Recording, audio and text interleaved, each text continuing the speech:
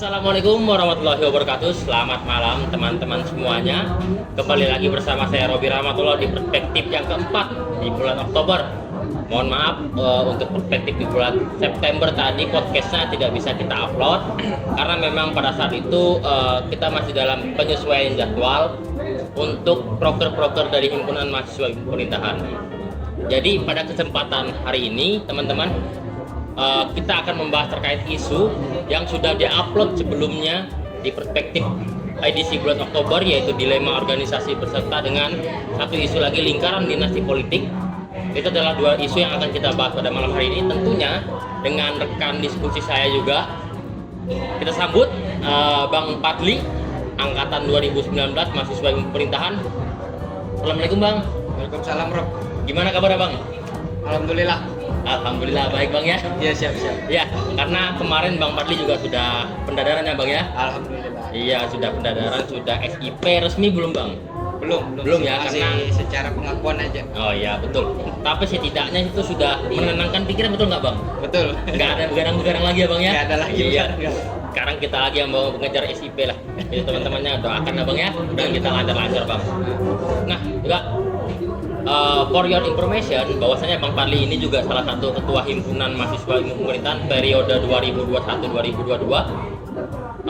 Beliau angkatan tahun 2019 gitu Bang ya, betul Bang ya.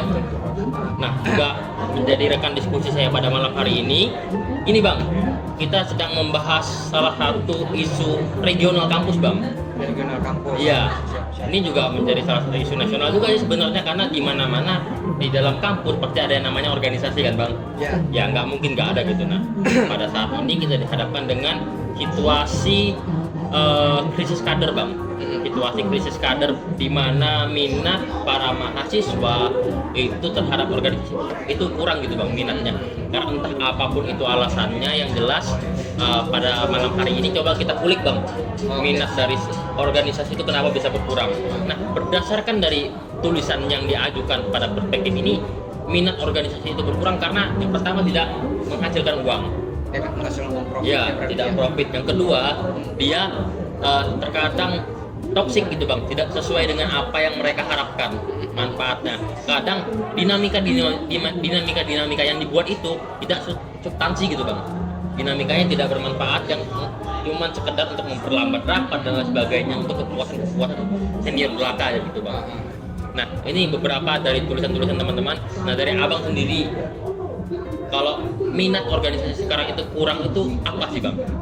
Kalau minat ya Rob, kenapa sih orang itu, mahasiswa khususnya, tidak meminati ya, Iya, meminati. organisasi saat ini tuh karena alasan yang paling kuat menurut saya itu adalah respon daripada organisasi terhadap apa ya namanya, media society 5.0 ini tuh kurang apa ya namanya, kurang gercep gitulah, kurang peka terhadap perubahan yang terjadi. Kalau dulu kan industri 4.0 ya kan, itu kan masih era industri. Kalau sekarang kan media society 5.0. Nah, perubahan itu organisasi kampus itu nggak peka akan hal itu tadi. Makanya yang tadi Robi sampaikan, terlalu banyak hal-hal konservatif yang terulang terus. Itu yang membuat kayak mahasiswa ini tuh kayak organisasi ini gini-gini aja, kayaknya nggak ada perubahan dan lain sebagainya. Karena itu tadi seharusnya organisasi saat ini tuh sudah peka ataupun sudah mulai berubah kayak gitu arahnya mereka, bukan hanya sekedar rapat yang terlalu lama, memberikan tekanan dan lain sebagainya, tapi harus mencoba untuk berubah lah sudah ya kan, sesuai dengan zamannya, seperti itu kalau menurut saya sih. Oh iya betul sih Bang, karena di zaman sekarang ya Bang ya, teman-teman mahasiswa itu kan punya sosial media Bang ya. Betul. Mereka bisa melihat lebih dahulu sebelum dikenalkan kepada mereka seperti apa dunia organisasi itu. Jadi itu jadi salah satu pembanding sih Bang menurut saya, kenapa mereka tuh tidak memilih dunia organisasi dengan banyaknya oknum-oknum organisasi yang sifatnya merugikan mahasiswa, entah itu tidak memiliki manfaat yang baik untuk mereka, tidak memiliki nilai tinggi yang bisa mengembangkan potensi diri mereka. Itu yang menjadi salah satu menurut saya, kenapa sih kita ini jadi kurang minatnya terhadap organisasi. Salah satunya dampak dari sosial media yang memberikan informasi lebih dahulu sebelum organisasi itu masuk. Itu sih bang menurut saya juga sepakat sih bang dengan terhadap 5.0 bang ya. Itu memang ya kita harus coba inovasi lah. Organisasi itu nggak seharusnya konservatif dengan perkembangan zaman. Sepakat nggak bang? Betul. Ya. Nah terakhir nih bang untuk organisasi bang ya.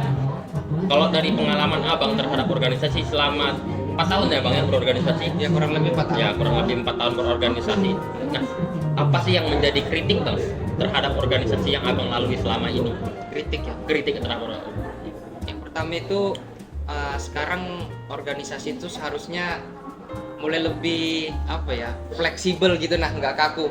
Kalau dulu kan kenapa dulu bisa kaku ya karena dulu nggak ada yang namanya media sosial, nggak ada yang namanya teknologi dan lain sebagainya, dia gitu-gitu aja kayak gitu kan. Kalau sekarang kan juga apa yang menjadi sifat dan juga perilaku daripada mahasiswa khususnya Gen Z yang sangat kritis dan juga hedon, nah itu harus disesuaikan kayak gitu kan. Kalau dulu organisasi yang membutuhkan mahasiswa yang membutuhkan organisasi ya kan. Kalau sekarang terkesan ya organisasi yang membutuhkan mahasiswa. Betul. Nah itu yang menjadi suatu hal yang harus kita kembalikan. Mahasiswa harus butuh organisasi ini seperti apa, makanya organisasi ini nggak boleh kaku ya kan. Itu yang pertama, bahwasanya organisasi sekarang ini tuh masih terlalu kaku. Kemudian yang kedua yang saya bilang itu tadi, organisasi kurang peka dan gercep terhadap perubahan yang ada ya. Terus yang paling sering saya lihat ketika selama saya berproses itu adalah kita berorganisasi ini tuh hanya untuk gengsi dan gayaan doang. Nah ini yang menjadi catatan kan, karena kalau misalnya orang itu cuman ngadu gengsinya, ngadu gayanya dan lain sebagainya itu kelihatan. Nah itu yang menjadi mahasiswa itu ngeliat, oh ini orang ini cuman adu gaya aja di organisasi, nggak ada isinya. Ya takutnya aku nggak dapat apa-apa juga join kayak gitu sih.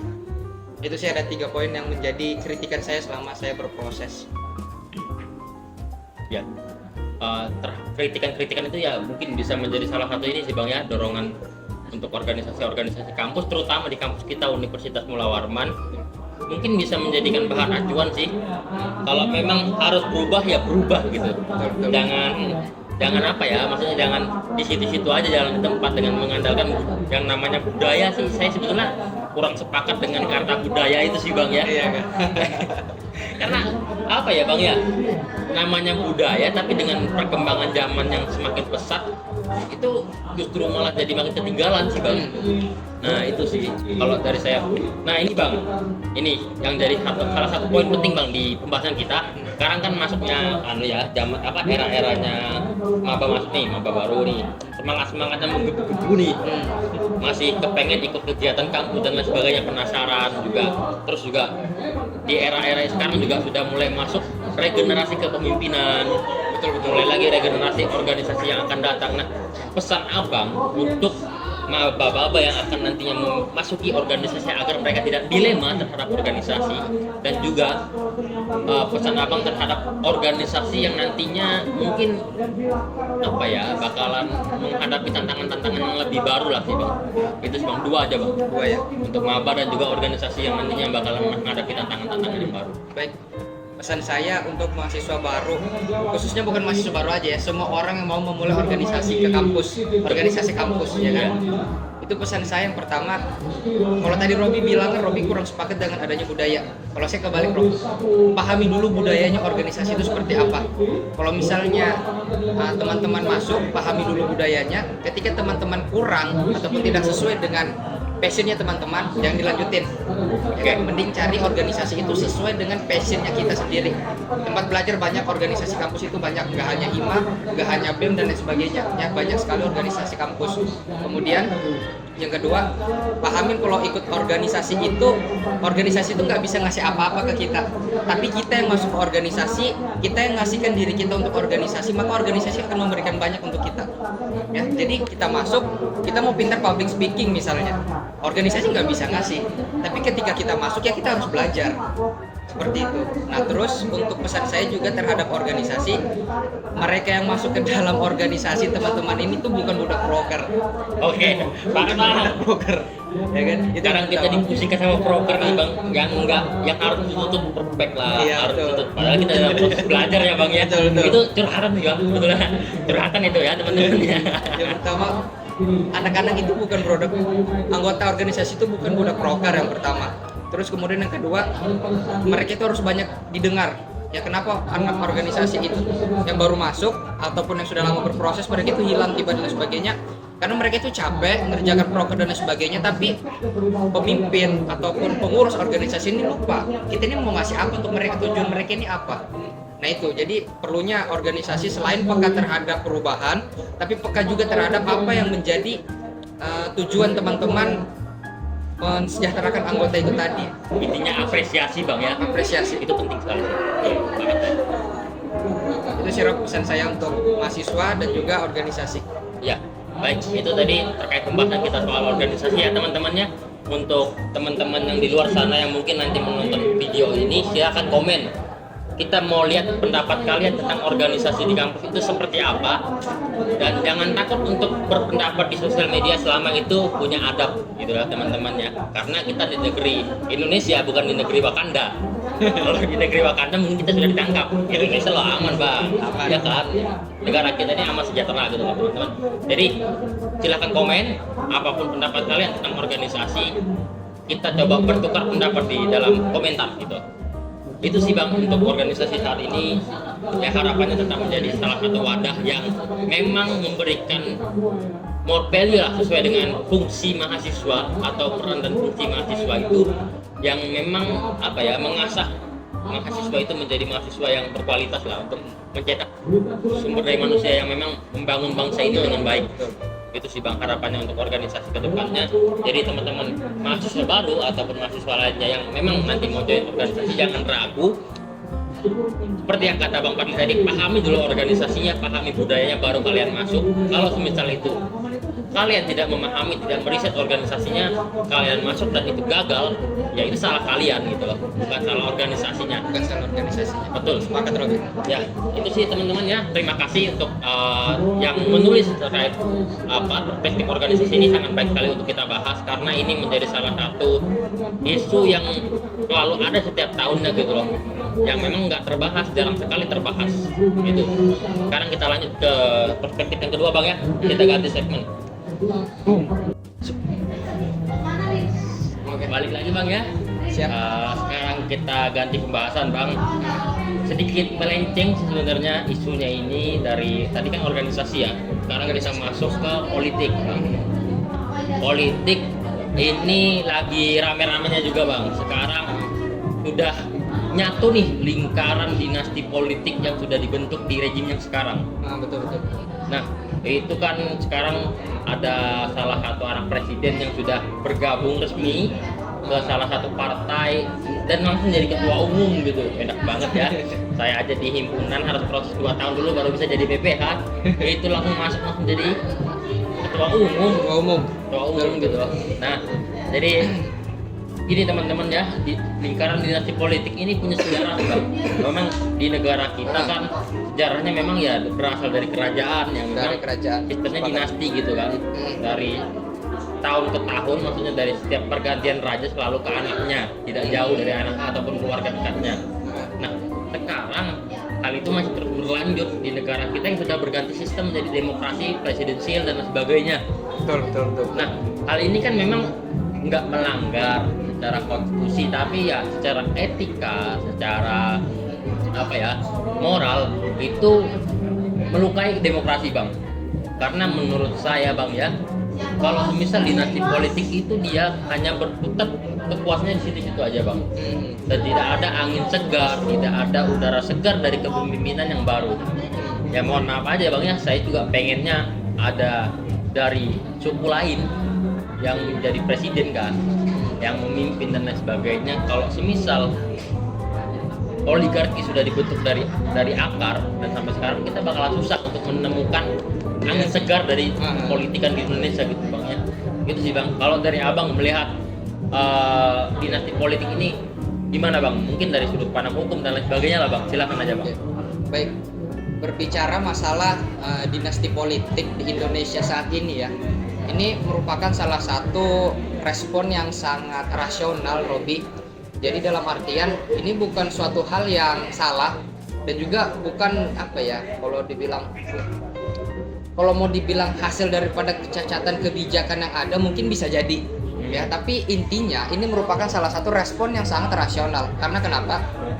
Setelah runtuhnya zaman orde ataupun rezim orde baru, kemudian kita lanjut kepada zaman ataupun rezimnya reformasi saat ini, kan otomatis siapapun yang menjadi ataupun yang mau menjadi calon kepala daerah ataupun legislatif dan lain sebagainya itu kan boleh siapa aja, ya kan. Sekarang ini masyarakat ataupun setiap orang itu bebas untuk dipilih dan juga memilih, dalam artian mau entah itu Robi kah, entah itu nanti bapaknya Robi kah, entah itu nanti ayah saya ataupun saya sendiri yang akan mencalonkan sebagai calon legislatif atau kepala daerah, itu sah-sah saja saat ini, ya kan, karena memang aturannya seperti itu, ya kan. Hanya saja memang bagi mereka yang hari ini betul-betul memanfaatkan kebijakan dan juga politik, dinasti politik ini merupakan salah satu hal yang sangat lumrah dipertahankan oleh mereka demi kekuasaan, demi materi, dan juga ya itu tadi arahnya bisa jadi kepada oligarki yang ada di mana-mana di setiap daerah. Sebenarnya kalau kita ngomongin dinasti politik secara kebijakan, sebenarnya ini sudah sempat dilarang itu di Undang-Undang Nomor 8 Tahun 2015 di bagian F kalau nggak salah. Di situ menyatakan bahwasannya siapapun calon kepala daerahnya itu tidak boleh ataupun tidak memiliki konflik kepentingan dengan pertahanan, ya kan, seperti itu. Akan tetapi pada waktu itu ada calon kepemilihan kepala daerah pemilu kada di Goa di Sulawesi sana, itu dia mengajukan ke MK, Robi, mengajukan ke MK, sehingga muncullah kebijakan nomor 10 tahun 2016, sehingga ya dinasti politik ataupun orang-orang yang dari pertahanan dan juga kroco-kroconya itu bisa lagi tidak mencalonkan di situ.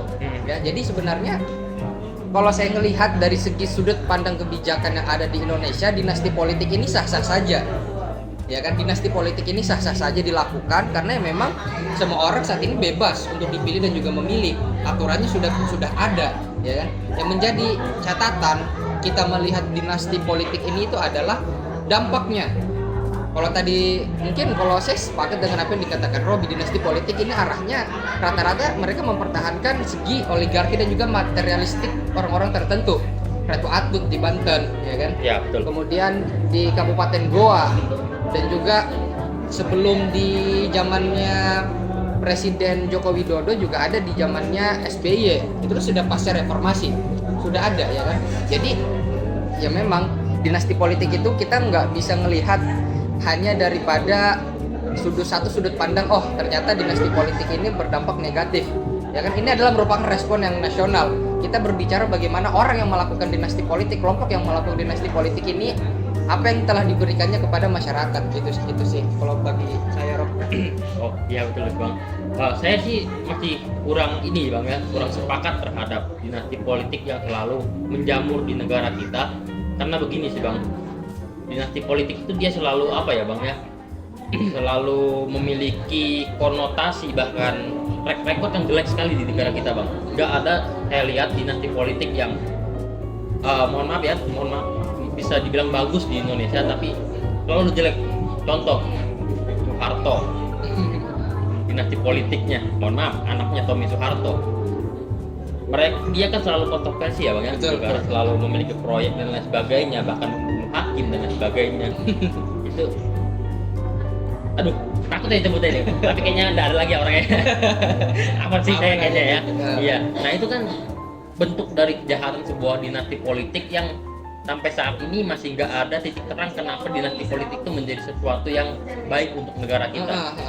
Nah, saya sih harapannya ketika nanti di pemilihan umum yang akan datang, masyarakat tuh lebih cermat untuk melihat setiap kilas balik ataupun track record, jejak rekam dari orang-orang yang memang mempertahankan kekuasaan dengan keluarganya, kerabatnya dalam bentuk dinasti politik.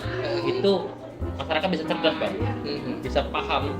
Ya memang kalau memang mereka memiliki kualitas, ya itu salah satu keuntungan lah buat orang-orang yang memang seperti memang berkutat di dunia politik gitu kan. Tapi ya masih banyak kok orang yang berkualitas, masih banyak kok orang yang mampu membangun bangsa ini, tapi nggak melulu di orang sekitar itu aja, di lingkungan dinasti politik itu aja. kita loh jumlahnya 270 juta lebih ya masyarakatnya, ada sekitar 100 juta orang yang masih milenial di negara kita yang ya mungkin 1000 sampai 100.000 orang masih bisa membangun negara ini gitu loh. Kenapa harus itu aja yang apa ya calonkan gitu sih bang? Itu sih bang, kenapa saya tetap nggak sepakatnya, karena walaupun kita berbicara tentang keadilan sosial, ya kita juga pengen negara ini dipimpin dengan udara yang segar, kebijakan-kebijakan yang baru, entah itu baik atau enggaknya, setidaknya menurut saya orang itu baru dilihat dari kita gitu bang. Nah itu sih yang membuat saya masih kurang sepakat, dan juga harapannya masyarakat, teman-teman dan lain sebagainya mampulah melihat potensi dari dinasti politik ini seperti apa sih, karena memang oligarki ini selalu jelek rekodnya. Dimanapun itu oligarki selalu berkaitan sama kapitalis bang. Ya, sepakat nggak bang? Sepakat Kan bang. Nah kapitalis ini kan dia selalu menyudutkan siapapun yang lawan di depannya gitu loh, yang kaya makin kaya, yang miskin makin miskin. Betul kan bang? Betul. Nah itu yang saya pahamin. Kenapa saya selalu menolak dinasti politik. Nah kalau dari abang sih bang, pesannya untuk teman-teman yang menonton ini, karena kan ya pastinya mereka juga ada yang pro sama kontra terhadap dinasti politik. Dan saya adalah salah satu orang yang kontra terhadap dinasti politik dengan penjelasan argumentasi yang tadi saya jelaskan. Nah, kalau dari abang mungkin ada nggak? Mungkin argumentasi abang yang mampu memberikan teman-teman juga pemikiran yang baru lah terhadap dinasti politik. Silakan bang. Baik. Kalau dari saya Rob, yang pertama yang perlu kita pahami ya sebelum saya masuk ke bagian intinya, setiap orang yang berada di dalam partai politik itu pasti memiliki proses pengkaderannya sendiri. Ya kan? Akan tetapi yang menjadi pertanyaan, kenapa sih yang dicalonkan orangnya ini aja, bahkan yang betul-betul bikin kita itu kaget itu adalah calon yang ada di Bobi itu dari mana ya? Ya dari Medan bang. Dari Medan, dan juga si Gibran ya?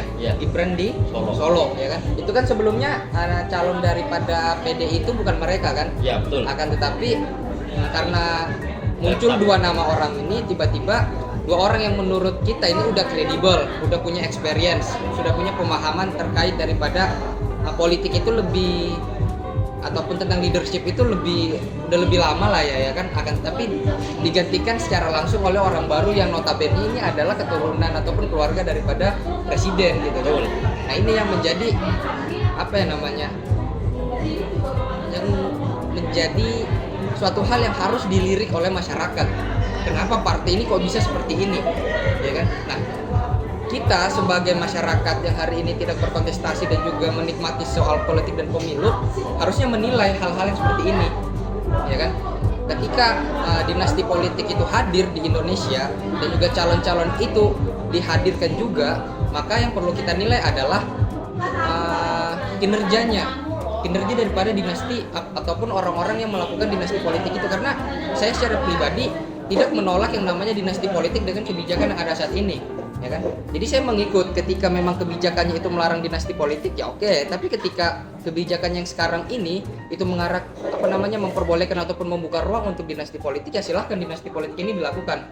Hanya saja yaitu tadi ya, betul-betul kinerjanya kayak gitu kan, jangan sampai mengarah kepada oligarki yang saat ini itu tuh kayak kita ini terkesan ataupun kayak bahasanya terhalang kayak gitu. Nah, karena partai itu memiliki dua.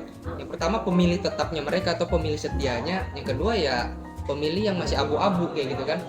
Pemilih setia ini ketika mau seburuk apapun itu partai, mau siapapun orang yang dicalonkan, mau kredibel atau tidak, mau elektabilitasnya itu bagus atau tidak, maka dia akan memilih partai tersebut ya. Makanya dengan ini pemahaman kita teman-teman terkait dengan dinasti politik, terus juga orang-orang yang melakukan politik dinasti ini, itu betul-betul harus kita lihat hasil kinerjanya selama 5 tahun belakangan ini sebelum nanti kita bakal memilih di 2024. Itu sih kalau dari saya.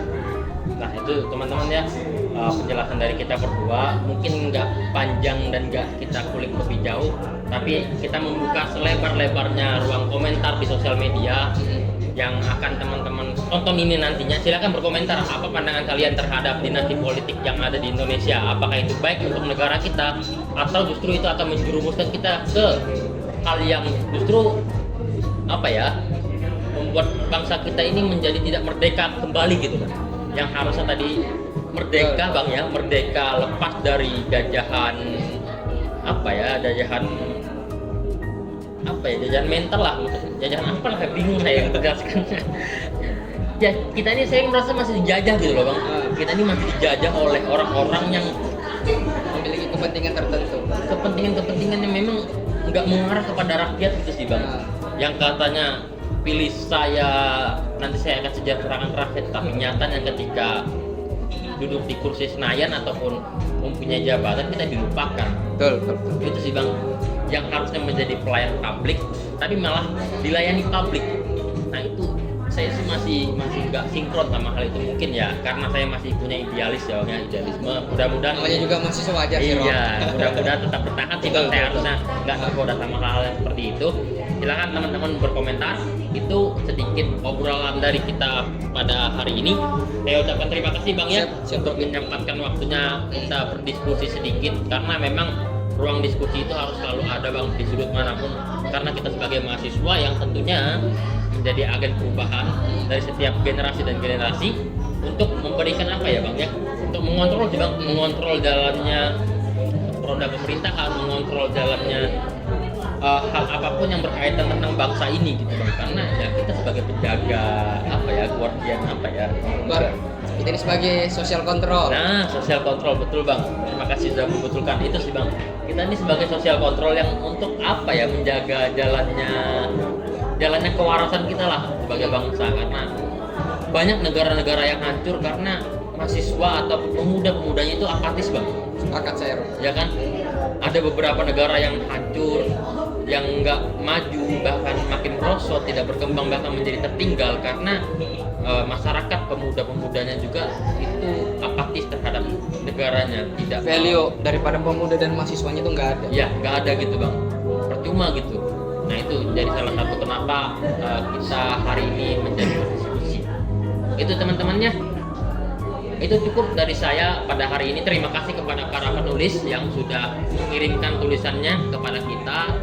Untuk teman-teman yang lainnya juga, kalau ingin masih memberikan karya tulisannya masih bisa di bulan berikutnya, karena itu adalah bulan kepengurusan terakhir kita di UNIPSA kita periode 2022-2023. Jadi itu nanti bakal kita podcast terakhir, mudah-mudahan isinya juga bagus dan juga bintang tamu kita juga nggak kalah bagus dari yang sekarang juga bang ya. Mudah-mudahan karena ini standarnya sudah tinggi nih. Pokoknya harus sama lagi nih standarnya, nggak boleh menurun nih standar bintang tamu kita nih. Gitu sih bang. Siap. Iya ya teman-temannya, saya Robi Rahmatullah dan juga Bang Fadli, mohon maaf kalau misal kita punya salah-salah kata, menyinggung suku tertentu, ras tertentu, atau bahkan menjelekkan nama tertentu, karena ya memang kita membahas di sini secara gamblang, secara apa yang kita pikirkan kita tuangkan di sini, itu aja sih. Mudah-mudahan bisa diterima manfaatnya untuk teman-teman yang di luar. Terima kasih untuk penulis, sekali lagi saya ucapkan itu dari kita. Sampai jumpa di podcast selanjutnya.